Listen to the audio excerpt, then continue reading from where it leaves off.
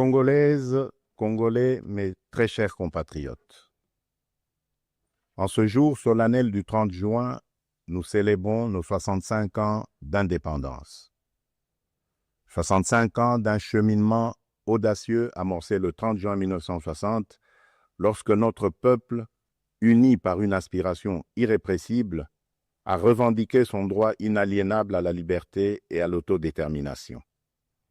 Cette date n'est pas qu'un jalon historique. Elle est un appel vibrant à honorer la mémoire de nos héros, à raviver notre idéal commun et à réaffirmer notre engagement pour une République forte, unie et prospère. En ce jour de souvenir et d'espérance, j'honore la mémoire de nos pères fondateurs, Joseph Kasavubu, Patrice Emery Lumumba, et de tous ceux qui, souvent dans l'anonymat, ont offert leur vie en sacrifice pour rendre possible l'idéal d'un Congo libre et maître de son destin. Leur courage est le socle de notre souveraineté, leur vision, le flambeau de notre avenir. Mes très chers compatriotes, aujourd'hui, notre célébration revêt une portée exceptionnelle. Il y a quelques jours, à Washington, sous l'égide des États-Unis d'Amérique, la République démocratique du Congo et le Rwanda ont signé un accord de paix historique, un tournant décisif pour mettre fin à un conflit qui, depuis près de 3 décennies, a semé la désolation dans l'est de notre pays, causant des millions de morts et de déplacés, en particulier dans l'est de notre territoire. Cet accord, signé par les ministres des Affaires étrangères de nos deux pays lors d'une cérémonie solennelle présidée par le secrétaire d'État américain, M. Marco Rubio, reprend les acquis de la résolution 2773 du Conseil de sécurité des Nations Unies et ouvre la voie à une nouvelle ère de stabilité, de coopération et de prospérité pour notre nation, pour la région des Grands Lacs et pour l'Afrique tout entière. Je voudrais exprimer au nom du peuple congolais notre profonde gratitude aux États-Unis d'Amérique pour leur engagement déterminant en faveur de la paix. Nos remerciements les plus sincères vont au président Donald Trump pour son implication personnelle dans ce processus de pacification porteur d'espérance. Son leadership a permis de réunir les partis autour d'une vision commune. J'adresse également mes vifs remerciements à l'État du Qatar pour ses bons offices, et particulièrement au Cheikh Tamim Ben Hamad Al Thani, dont la médiation discrète et efficace a contribué à rapprocher les positions et d'ouvrir un dialogue sincère entre notre pays et le Rwanda. Je tiens également à exprimer ma profonde gratitude à 2 dignes fils de l'Afrique, dont l'engagement déterminant a largement contribué à porter la tragédie sécuritaire que traverse la République démocratique du Congo à l'attention de la communauté internationale. Grâce à leur implication active dans le processus de Luanda et de Nairobi, son Excellence João Manuel Gonçalves Lourenço, président de la République d'Angola, et son Excellence Uhuru Kenyatta, ancien président de la République du Kenya, ont su mobiliser les consciences et renforcer la visibilité de la cause congolaise sur la scène régionale et internationale. Cet accord n'est pas seulement un document. Il est une promesse de paix pour les populations de Goma, Bukavu, Rutshuru, Masisi, Nyiragongo, Lubero, Ituri et de toutes les localités martyrisées par la guerre. Ce processus diplomatique s'articule également avec les discussions en cours à Doha, au Qatar.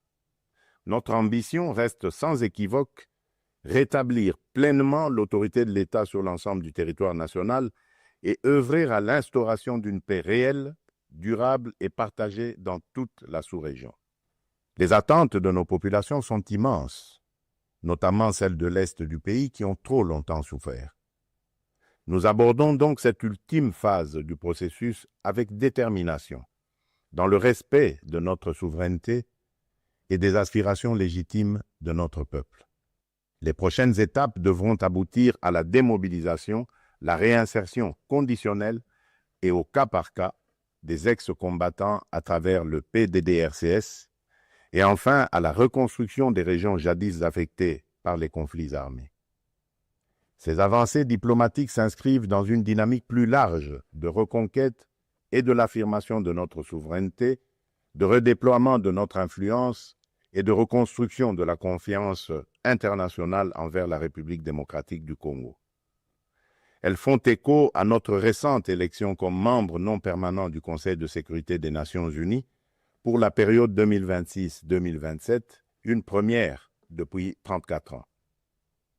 Ce mandat n'est pas un honneur protocolaire, c'est une responsabilité politique et morale que nous porterons avec dignité en faveur de la paix, du multilatéralisme et des intérêts du continent africain. Mes très chers compatriotes, l'accord signé à Washington ouvre des perspectives inédites. Il augure une ère de paix durable, de coopération régionale et de prospérité partagée. Il nous engage à reconstruire nos communautés, à revitaliser nos économies et à restaurer la dignité de chaque Congolais. Mais cette paix, aussi précieuse soit-elle, reste fragile.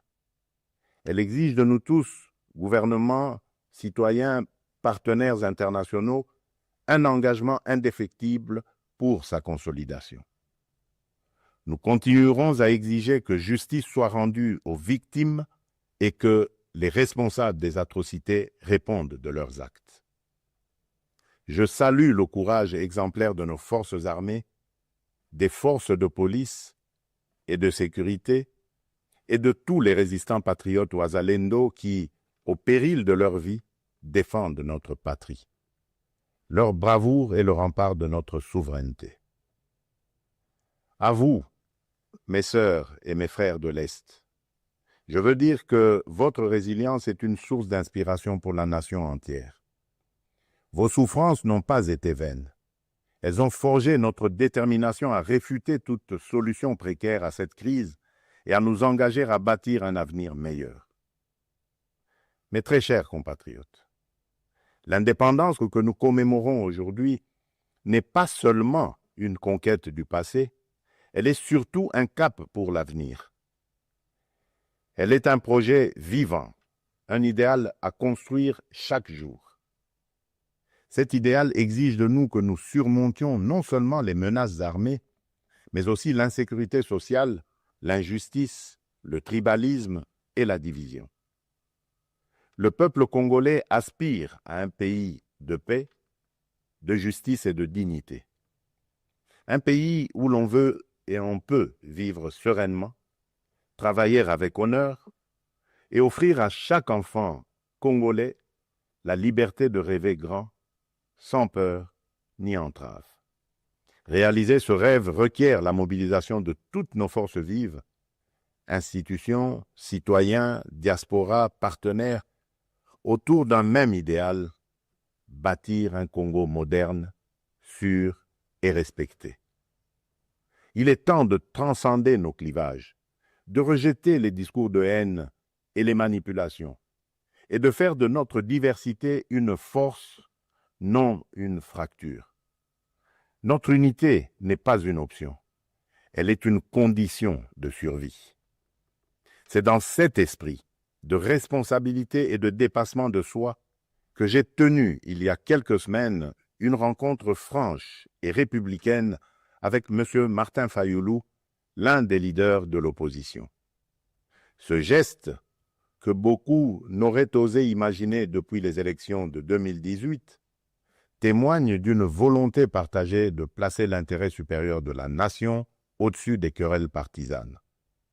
Cette rencontre marque une étape importante vers une politique de réconciliation, d'écoute mutuelle et de respect réciproque. Elle donne surtout corps à l'exigence du peuple congolais, celle d'une classe dirigeante capable de s'unir aux moments les plus critiques, d'agir avec maturité et de servir ensemble la grandeur de la République. Mes très chers compatriotes, les défis qui se dressent devant nous ne se limitent pas à la sécurité. À Kinshasa, la congestion urbaine et les embouteillages affectent la qualité de vie. Le manque de discipline, l'urbanisation désordonnée et l'insuffisance des transports en commun rendent la vie difficile à des millions de nos compatriotes. À Kalemi, Kasangoulou et même ici, dans la capitale Kinshasa, les inondations récentes ont causé d'importantes pertes en vies humaines et dégâts matériels, détruisant des habitations, emportant des infrastructures routières et provoquant des déplacements massifs de population. Ces événements climatiques extrêmes nous rappellent l'urgence d'agir à la fois sur le front de l'aménagement du territoire et de la résilience environnementale. À Mbandaka, le naufrage d'une embarcation a coûté la vie à plusieurs dizaines de nos compatriotes, endeuillant la nation tout entière. À Tshikapa, Kolwezi, Likasi, Kananga ou Kikwit, l'accès à l'eau potable, à l'électricité, aux soins de santé et à l'éducation reste une priorité pressante. Face à ces défis, l'État n'est pas resté indifférent. Il agit. Des missions de secours ont été déployées, des fonds d'urgence mobilisés, des projets structurants lancés pour renforcer les infrastructures et améliorer les conditions de vie. Mais ces efforts, aussi importants soient-ils, ne suffiront pas sans un véritable sursaut de solidarité nationale. Ils doivent être soutenus par une administration plus efficace, une meilleure coordination institutionnelle et la responsabilisation de tous les niveaux de pouvoir. J'en appelle également à un changement profond de comportement. Nous devons adopter une discipline collective, un civisme exemplaire et un respect des règles de vie en communauté. Aussi, je vous appelle à un sursaut patriotique, à une responsabilité individuelle qui fera de notre pays un modèle de stabilité et de progrès.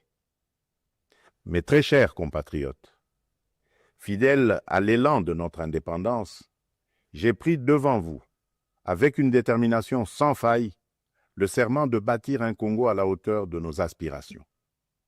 Avec constance et détermination, j'ai placé la transformation de notre nation au cœur de mon mandat, mu par l'ambition profonde de faire de la République démocratique du Congo une terre de justice, de prospérité partagée et de dignité retrouvée.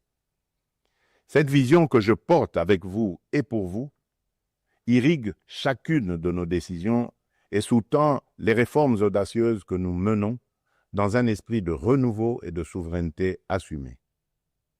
Aux côtés du gouvernement, j'ai engagé une série de réformes économiques, judiciaires et institutionnelles visant à asseoir un véritable état de droit, à éradiquer la corruption et à créer un climat des affaires propice à l'investissement et à l'initiative.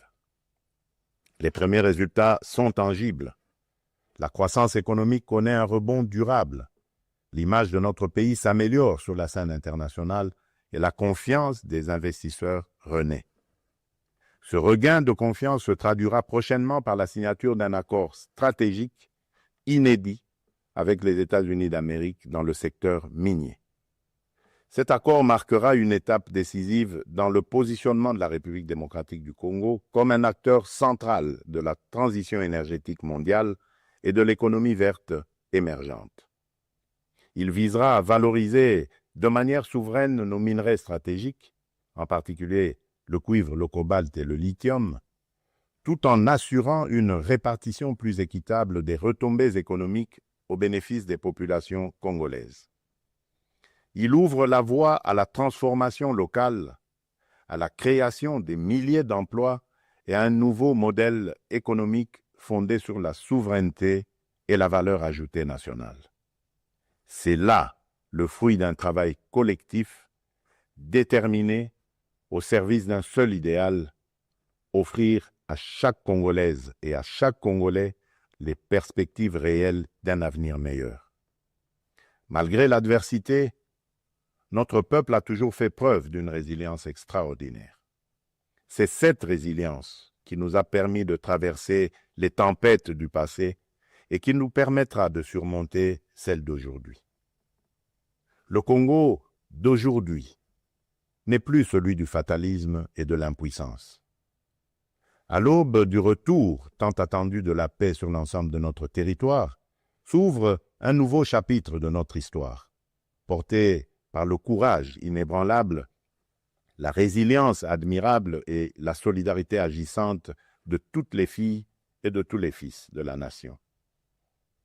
À nos partenaires des États-Unis, de la Chine, de l'Europe, des pays du Golfe, du continent africain et du monde entier, je le dis solennellement, la République démocratique du Congo est de retour, prête à nouer des partenariats stratégiques, fiables, transparents et surtout gagnant-gagnant. Nous avons les moyens de notre ambition, des ressources exceptionnelles, une position géostratégique centrale, un peuple talentueux et surtout un leadership résolument tourné vers l'avenir.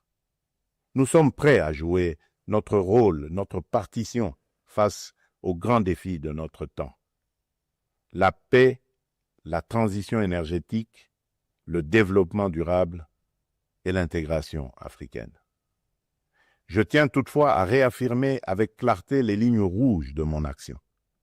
Les ressources de la République démocratique du Congo ne seront jamais bradées ni livrées à des intérêts obscurs. Elles bénéficieront avant tout au peuple congolais. Aucun compromis ne sera toléré en matière de souveraineté économique. La République démocratique du Congo ne vendra ni son avenir, ni sa dignité. Mes très chers compatriotes, le monde change et la République démocratique du Congo a son mot à dire. Notre jeunesse déborde de talent, notre sol regorge de richesses, notre peuple rayonne de dignité. Ensemble, poursuivons notre projet commun, celui de bâtir un État fort, une économie diversifiée, une société juste et équitable. Ce 30 juin, faisons de notre indépendance un idéal vivant, incarné dans chaque famille, chaque quartier, chaque ville, chaque province. Nous ne visons pas seulement la fin de la guerre, nous voulons une paix véritable, qui sera le socle d'un vaste chantier de reconstruction d'une société plus inclusive, plus solidaire et plus prospère. Le gouvernement s'y attellera avec rigueur et transparence. Mais ce chantier ne réussira que si chaque Congolaise et chaque Congolais y prend part. Alors unissons nos cœurs et marchons ensemble, main dans la main, vers un Congo fort, uni et prospère. Bonne fête de l'indépendance à toutes et à tous. Que Dieu bénisse la République démocratique du Congo, son peuple et tous ceux qui l'ont choisi comme pays de résidence. Je vous remercie.